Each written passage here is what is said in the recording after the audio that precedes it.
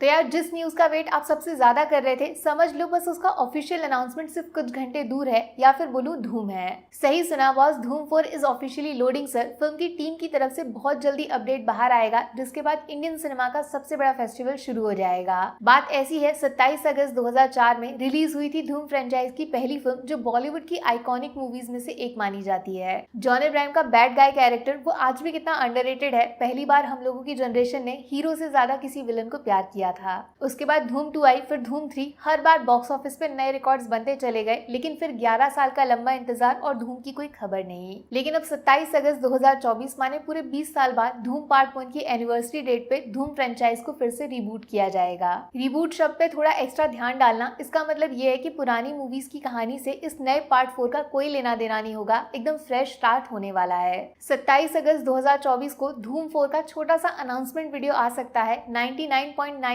Chances बनते हैं इस बात के, आप तैयारी करना शुरू कर दो।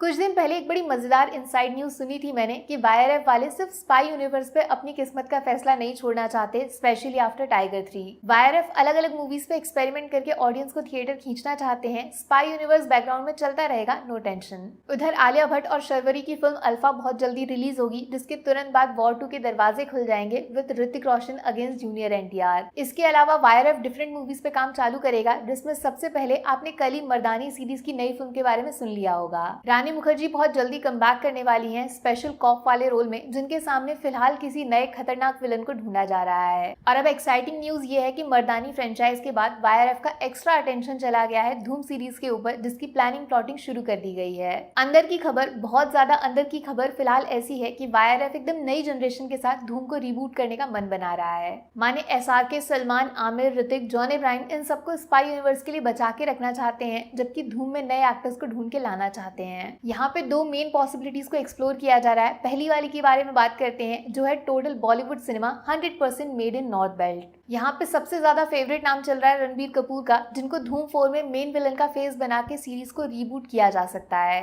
एनिमल के बाद इस बात में कोई शक नहीं है कि ऑडियंस को थिएटर तक आने को मजबूर कर देना ये रणबीर कपूर की सुपर पावर में शामिल हो गया है। दूसरी बात, उनकी एक्टिंग स्किल्स ऐसी हैं कि बंदा चाहे हीरो बने या फिर फिल्म का सबसे नेगेटिव कैरेक्टर विलन, ऑडियंस उनको हर तरीके से पसंद करती है। लेकिन प्रॉब्लम यहाँ पे ये है कि रणबीर के सामने किसको लाना है, कौन उनको टक्कर दे सकता है। फ्रैंकली एक्टिंग स्किल्स में मेरे दिमाग में सिर्फ 3 नाम आते हैं। पहला, द अंडररेटेड शाहिद कपूर, जिनकी मूवीज जैसे कमीने और हैदर जिसने भी देखी हैं वो समझ गया होगा मैं क्या बोलना चाहती हूँ। दूसरा नाम, द रणवीर सिंह। ये बंदा एनर्जी का ब्रांड एम्बेसडर है बॉलीवुड में, पद्मावत वाला परफॉर्मेंस या फिर सिम्बा वाला अवतार दोनों चल जाएंगे। तीसरा नाम, गिरगिट विकी कौशल, जो फिल्म के हिसाब से रंग बदल सकते हैं। विकी वर्सेस रणबीर एक फ्रेम में, इससे ज्यादा टैलेंट शायद बॉलीवुड में कभी नहीं देखा होगा। वैसे कुछ सोर्सेज तो अक्षय कुमार का नाम बोल रहे हैं, माने सीनियर वर्सेस जूनियर के एंगल में Ranbir versus Akshay Kumar, Akshay as villain या फिर अक्षय पुलिस हीरो। अच्छा, अब दूसरी वाली मेन पॉसिबिलिटी जो वायरअप वालों के दिमाग में घूम रही है वो है पैसा, माने पैन इंडिया, माने north belt versus south belt. यानी एक मेन कैरेक्टर होना चाहिए बॉलीवुड से, तो दूसरा जो ऑलरेडी खुद को किंग साबित कर चुका है पैन इंडिया गेम में, फ्रॉम साउथ। पैसे की टेंशन वाईआरएफ को करनी नहीं है, क्योंकि धूम के नाम पे ऑडियंस फिल्म का बजट चाहे जितना हो 3 दिनों में रिकवर बड़े आराम से करा देगी। इसीलिए बड़े बड़े नाम फ्रॉम साउथ को एक्सप्लोर किया जा रहा है। प्रभास का नाम धूम के साथ जुड़ना ऑटोमेटिक है, दिमाग में अपने आप आ जाता है। बंदा ऑलरेडी खुद को साहो जैसी मूवीज में प्रूव कर चुका है। पिक्चर लोगों को बेस्ट नहीं लगी, फिर भी बॉक्स ऑफिस के चिथड़े उड़ा दिए थे।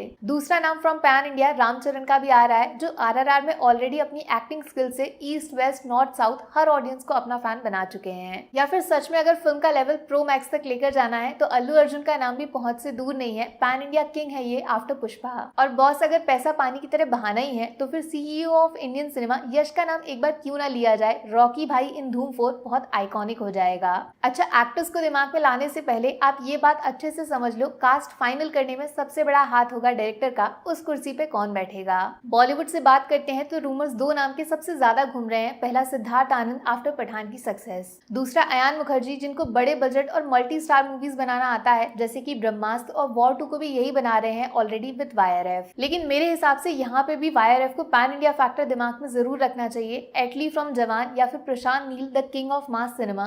और अगर धूम को सिर्फ इंडिया नहीं पूरी दुनिया तक लेकर जाना है तो क्यों नहीं सीधा एसएस राजामौली। इनके आते ही धूम 4 सीधा पैन वर्ल्ड फिल्म बन जाएगी बिना किसी शक। बहुत सारी पॉसिबिलिटीज हैं, बहुत सारी थ्योरीज हैं, और मुझे लगता है वाईआरएफ इस बार खुद को रोकेगा नहीं, सीधा मौके पे छक्का मारेगा विद बहुत ज्यादा बड़ी कास्टिंग। इवन मुझे तो ये भी लगता है कि कास्टिंग चाहे किसी की भी हो, लेकिन cameos from Hrithik and John उनके आइकॉनिक कैरेक्टर्स में धूम 4 के अंदर भी होंगे। 27 अगस्त 2024 इस डेट को फिलहाल नोट कर लीजिए। सिर्फ कुछ घंटे बाद धूम 4 की फोटो आपके दिमाग से निकल के आंखों के सामने ऑफिशियल हो सकती है। रेडी? बाकी वीडियो में कुछ पसंद आया हो या फिर कुछ शिकायत करनी हो तो मैं आपको इंस्टाग्राम पे भी मिल जाऊंगी, वरना थोड़ा सा इंतजार करिए। मिलूंगी आपसे अगले वीडियो में। Take care, bye bye.